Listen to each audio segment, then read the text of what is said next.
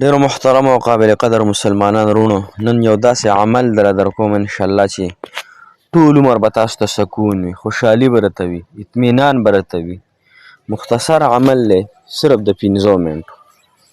تا ته به دومره خوشحالي الله تعالی درکړي، دومره راحت به درته درکړي، دومره چین به درته درکړي چې یاره انشاءالله چې 100% به تاسو خوشحاله یې او ما ته به انشاءالله 100% دعاګانې کوئ. داسې عمل درته ښیم او داسې عمل درته ښیم چې انشاءالله حاجتونه به دې هم الله تعالی پوره کوي، مشکلات به دې هم الله جل شانه اسانوي. ځکه دا عمل زه پخپله کوم، دا عمل الله تعالی ته ډېر زیات محبوب عمل دی. وظیفه نه ده، ښه وظیفه نه ده، صحیح شوه، لیکن یو ظاهري وظیفه ده.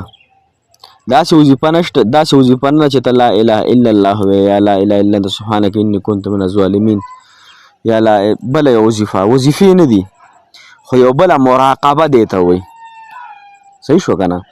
او دا مراقبه او دا عمل دا پریکټیکلی چې ما الحمدلله کله هم کړی دی، نو الله تعالی ما ته مشکلات هم اسان کړي او زما په ژوند کې یو سکون راغلی، ما ته خوشحالي الله تعالی محسوس کړي، زما غمونه الله تعالی ختم کړي، زما دردونه الله تعالی ختم کړي او زړه مې داسې غني وي که نه چې یاره زه یم ما ته هېڅ میلاو نه شي خو چې زه دا عمل کوم.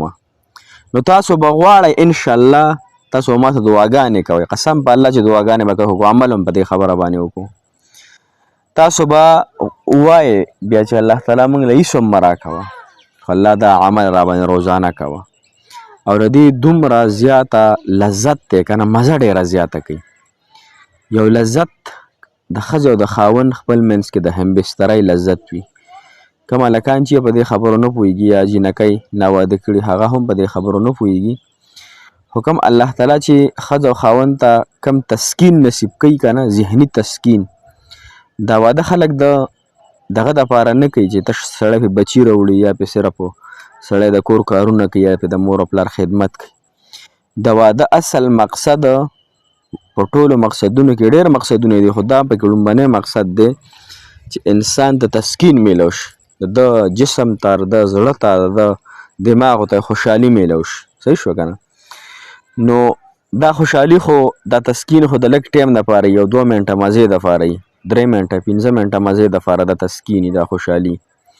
خو زه چې دا کم تسکین او خوشحالي ښیم انشاءالله دا تاسو ورځ کې یو وارې کوئ او 24 ګنټې به تاسو ته خوشحالي الله تعالی درکوي، تسکین به ته الله تعالی درکوي، زړه به دې مطمئن وي، زړه به دې خوشحاله وي انشاءالله، حاجتونه به دې هم پوره کېږي او د الله تعالی محبوب عمل هم دی. السلام علیکم ورحمت الله وبرکاتو.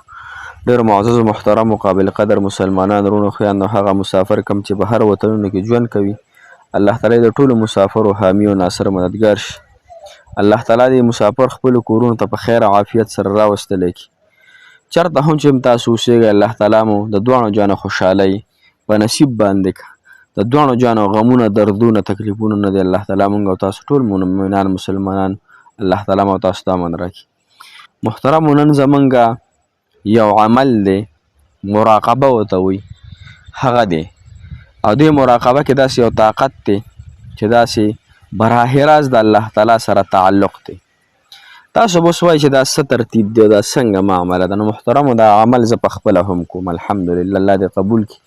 تحدیث بن نعمت درته بیانوم، پریی درته نه یم، په دې توګه درته ویم، په دې عرض او لالچ درته ویم چې تاسو هم په دې عمل وکړئ، الله تعالی تاسو ته تسکین، اطمینان، د ژوند سکون درکړي. مختصر عمل دی، 15 منټه صرف کوئ. عمل دا د محترم مسلمانانو چې هر ماښام مونځ نه پس، هر ماښام مونځ نه پس به تاسو یو عمل کوئ. ماښام مونځ دې وکړو، په دې خپل ځای باندې کښېنه، صحیح شوه، په دې خپل ځای باندې کښېنه او ډومبی چې دی نو د الله تعالی صفات بیان کړه. صفات څه؟ ای الله تا اسمانونه پیدا کړي، داسې خو ویلی شو که نه، الله تا اسمانونه پیدا کړي، تا ځمکې پیدا کړي، الله زه دې پیدا کړي، الله ټول جهان دې پیدا کړي، دا خو ماشومان هم ویلی شي. د الله تعالی تعریف بیان کوي، بس په هره توګه باندې الله ته خالق یې، الله ته مالک یې، الله ته رازق یې، دا دې بیان کړه. د هغې نه پس په رسول الله صلی الله علیه وسلم باندې درود شریف ووایه، کو یو پیره وي کو 10 پیرې وي، د خپله خوښه ده، خو په رسول الله مبارک درود شریف ووایه. د هغې درود شریف نه پس محترمو د خپلې چاچۍ د داسې چوته که څنګه چې په تصویر کې تاسو دا بیه ښکاري او دا لاسونه دغه شان سینې سره پورته کړي سینو پورې یعنې سینې سره مخامخ دغه شان جوخې نیولې دي او سترګې پټې کړي دي او رب ته خپل چهره مخ کړې ده چې ای رب کریمه. نو اوس دې کې اصلي پوینټ دا دی محترمو تاسو چې زه کوم یادوم هغه څه دي جړا ده. قسم په الله په جړا کې چې کم طاقت دی، په جړا کې چې کم لذت دی، په جړا کې چې کم مزه ده، په جړا کې چې کم سکون دی، په جړا کې چې کم اطمینان دی، په جړا کې چې کم مزه ده، دا په هیڅ څه کې هم نشته چې الله تعالی ته یو انسان لاس پورته کړي او دی جاړي که نه نو د الله تعالی په ده فخر کوي. الله تعالی ده ته فرمایي څه غواړې چې دله درکړم، څه غواړې چې دله درکړم.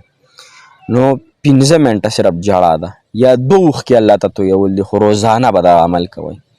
حدیث مبارکو کې راځي چې لږ عملي خو روزانه. نو روزانه زه هم الحمدلله الله تعالی ته فریاد او جړا کوم، په خپلو ګناهونو زه الله تعالی ته جاړم. تاسو هم خپل ګناهونه الله تعالی ته وړاندې کوئ. او رسول الله مبارک مفهوم یې داسې دی، حدیث مبارک کې راځي چې یو عایشې رضی الله عنها یا بلې صحابیې تپوس کوي رسول الله داسې څوک شته چې په حسابي کتابه جنت ته لاړ شي؟